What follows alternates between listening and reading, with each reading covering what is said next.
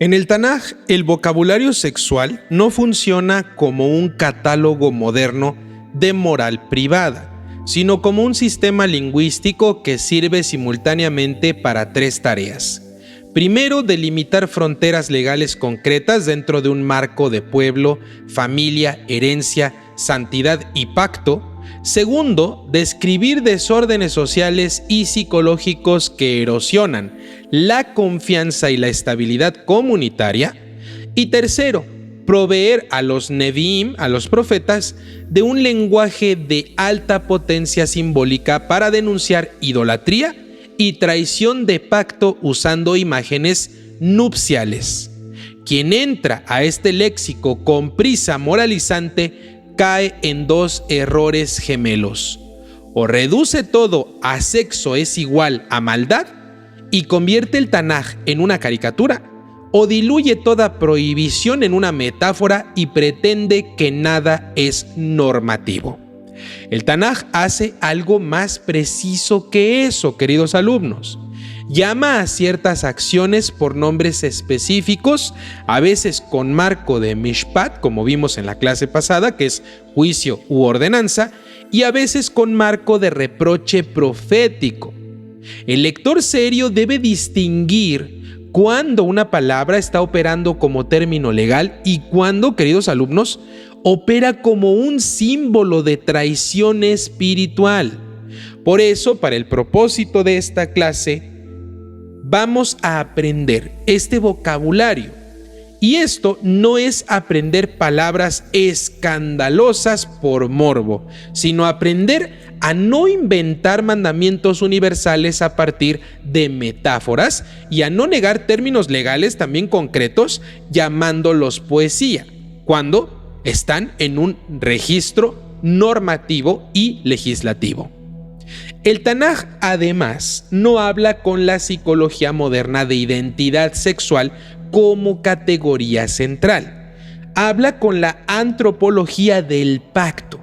El acto sexual y sus fronteras aparecen ligados a emuná, a la fidelidad y la constancia, a bitajón, que es confianza también, más profunda, en un sentido de adhesión a Hashem.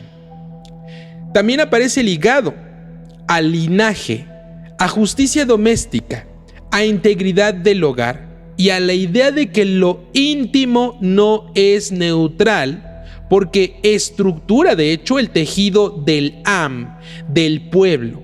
Y en esa estructura la palabra exacta sí importa, porque no es lo mismo na'af, que significa adulterar, que zaná, que es ir en infidelidad. No es lo mismo zoná, que es prostituta, que kedeshá, que es mujer vinculada a lo cultual.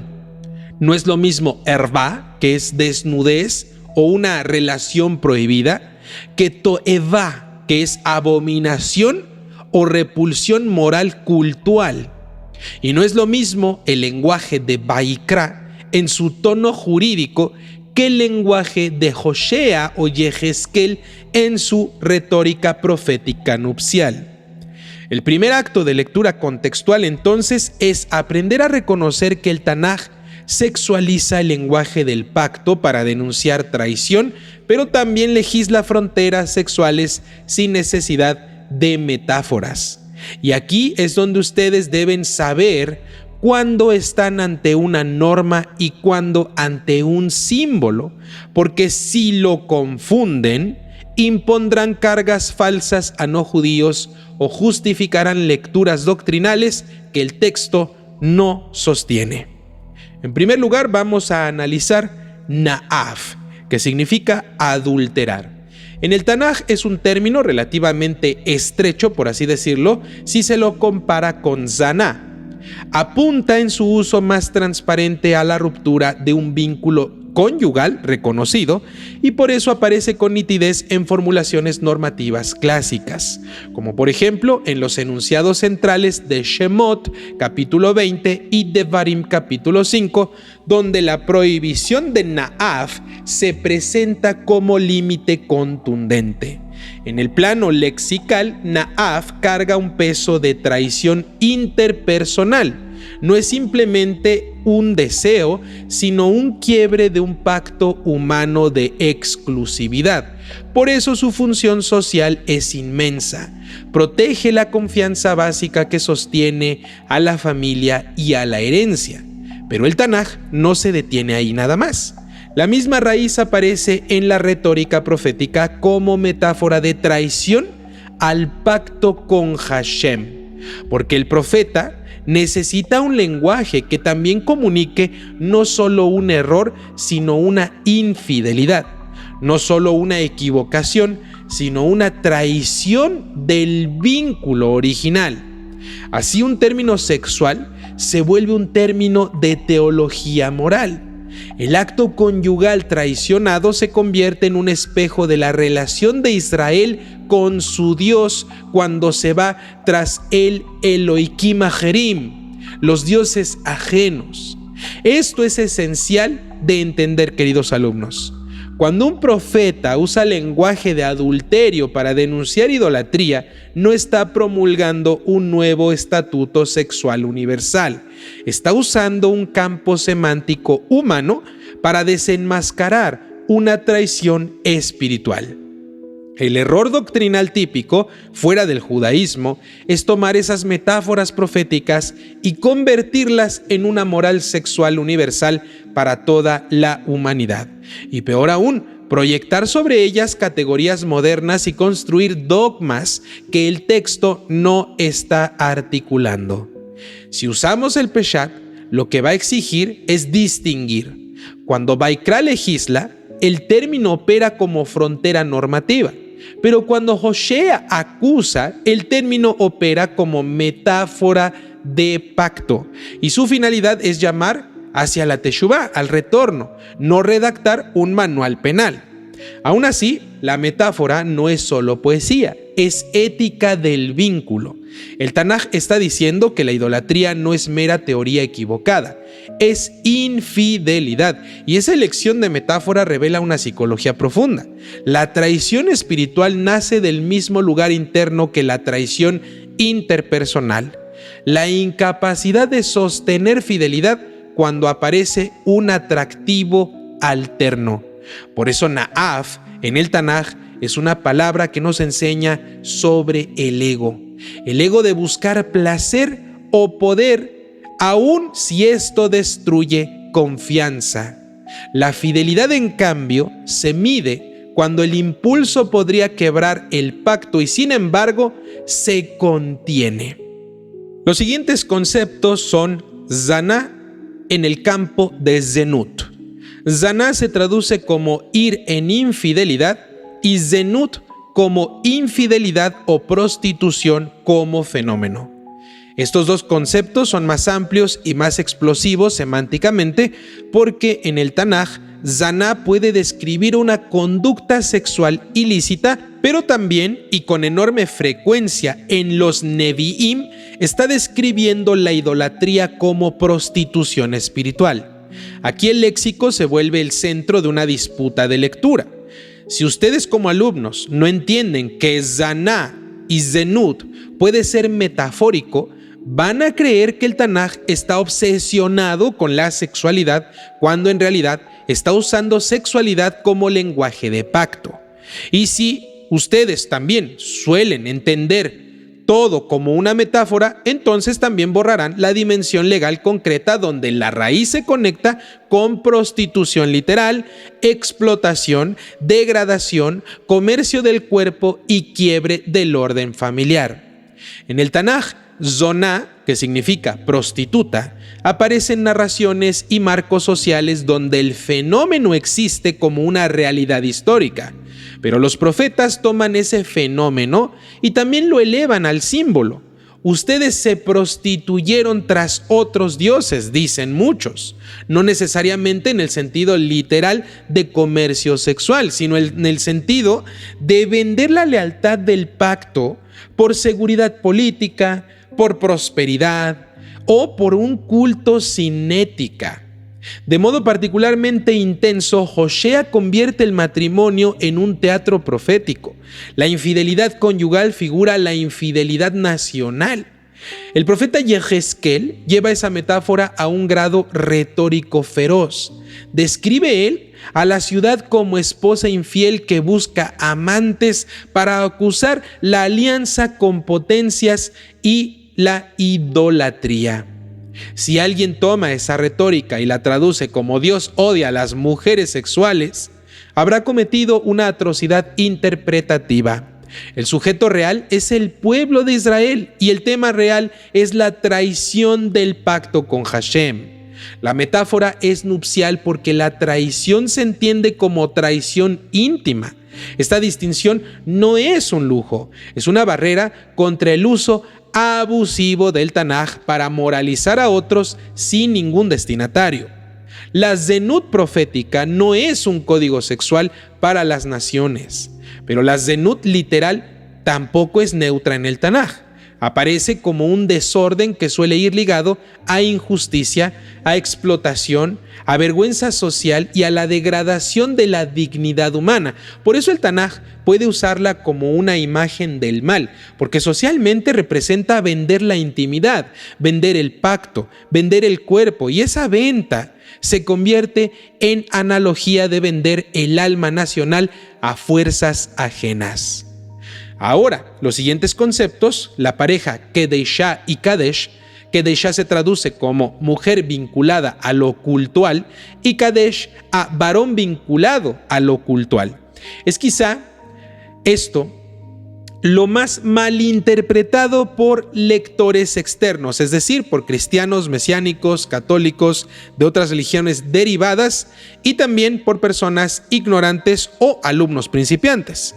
Porque aquí el Tanaj nombra un fenómeno que no es simplemente sexo, sino sexo ligado a cultos, a otras deidades, a idolatría, es decir, prácticas religiosas de pueblos circundantes donde se desarrolló Israel, donde lo sexual se integraba como un rito, como una liturgia.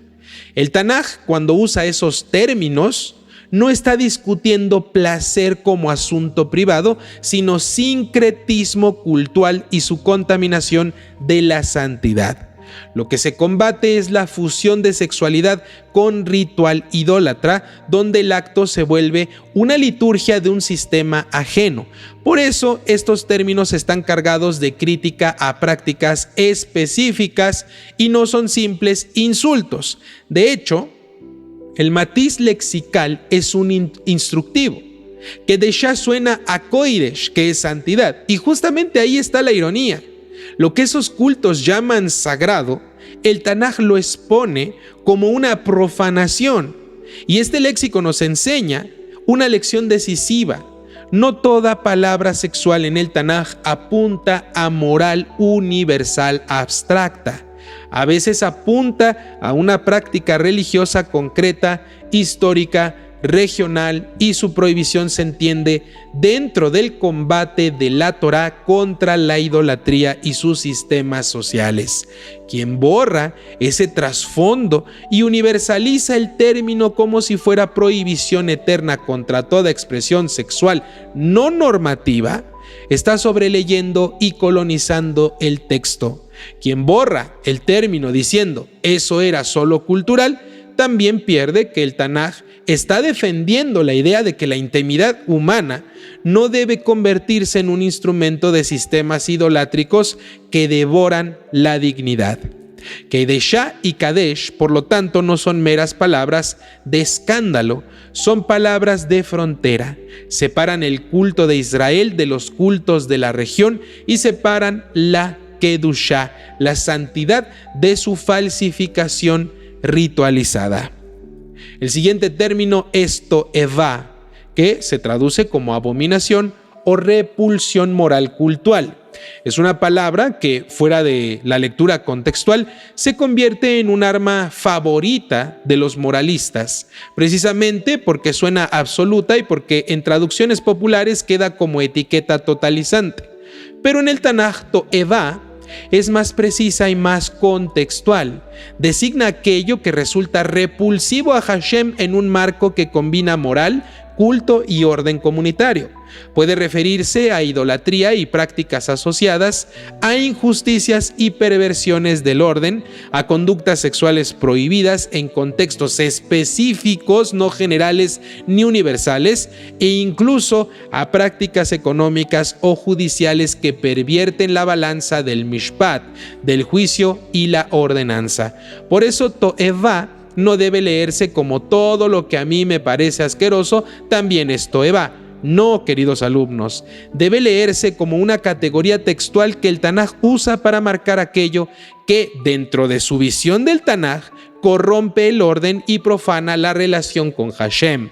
Cuando aparece en marcos sexuales, por ejemplo, en el Sefer Vayikra, capítulo 18 y capítulo 20, o en formulaciones del Sefer Devarim sobre ciertas conductas, está incrustada en un bloque legislativo dirigido a Israel con lenguaje de tumá, de impureza o contaminación, y con advertencias sobre la tierra vomitando a los habitantes si se profana este orden específico para Israel. Ese marco es clave. El Tanaj no está dando aquí una teoría universal de repulsión metafísica para todas las naciones. Está advirtiendo a un pueblo en una tierra bajo pacto sobre conductas que contaminan y desordenan su realidad.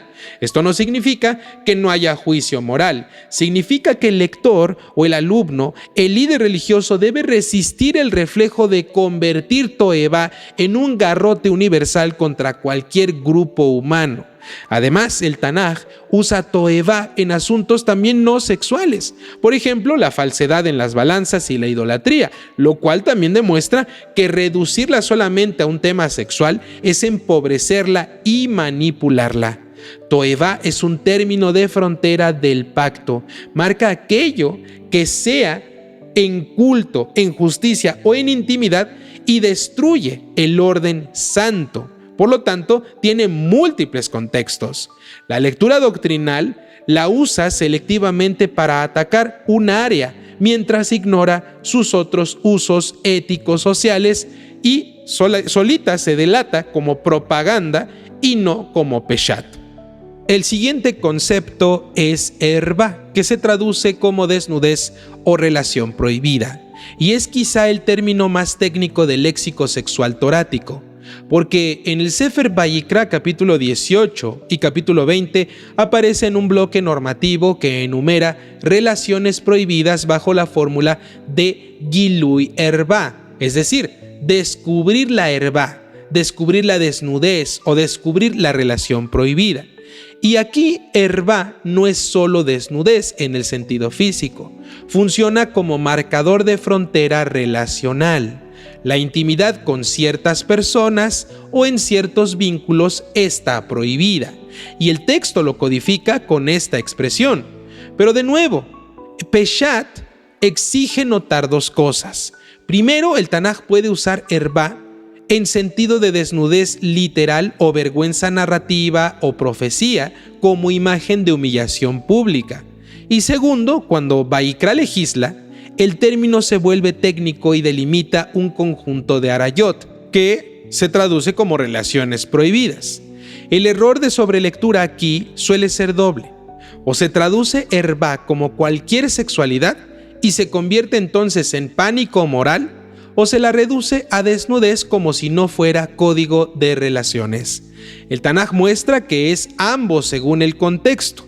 En la ley es frontera de relaciones, en la profecía es imagen de vergüenza o humillación, en la narrativa es exposición, y esa elasticidad contextual nos enseña un método.